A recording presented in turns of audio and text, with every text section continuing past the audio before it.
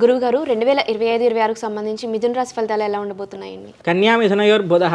మిథున రాశికి అధిపతి బుధుడు. మృగశిర 3, 4 పాదములు, ఆరుద్ర 1, 2, 3, 4 పాదములు, పునర్వసు 1, 2 పాదాలు ఖచ్చితంగా మనకి ఈ యొక్క మిథున రాశిలోకి వస్తాయి.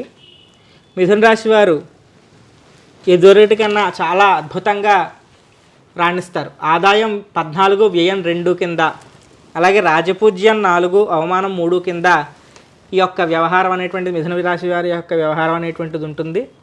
చక్కటి ధార్మిక కార్యక్రమాలన్నీ కూడా అవలంబిస్తూ ఉంటారు. నూతనోత్సాహం అనేటువంటిది ఈ యొక్క రాశి వారికి మెరుగుపడుతూ ఉంటుంది.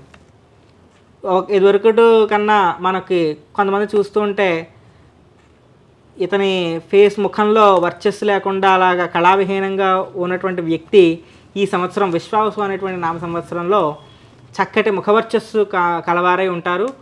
వారిని అందరూ గౌరవించడం ప్రారంభిస్తూ ఉంటారు. ఈ మిథున రాశి వారిని ఎదుటి కన్నా ఎక్కువ గౌరవించడం ప్రారంభిస్తూ ఉంటారు. అలాగే అష్టమశని ప్రభావం అనేటువంటిది పూర్తిగా తొలగిపోయి చక్కటి దేహారోగ్యం పొందుతారు.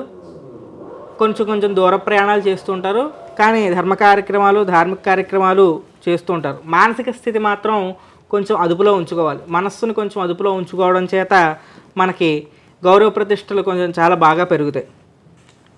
జన్మరాశిలో గురు సంచారం వల్ల మనకి ఎప్పుడు కూడా ముఖవర్చస్సు అనేటువంటిది పెరుగుతూ ఉంటుంది.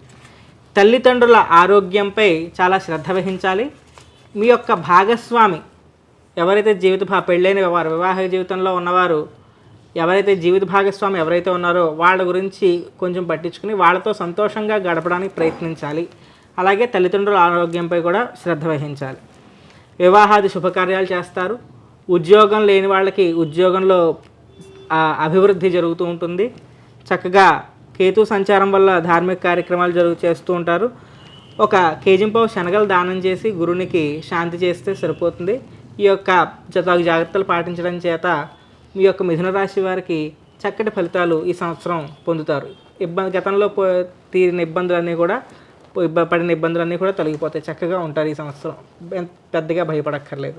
కాబట్టి తగు జాగ్రత్తలు తీసుకుంటూ ధార్మిక కార్యక్రమాలు అవలంబిస్తూ ముఖ్యంగా మీ యొక్క వృత్తి వ్యాపారాల్లో చక్కటి అభివృద్ధిని ఈ సంవత్సరం బాగా సాధిస్తారని చెప్తున్నాను.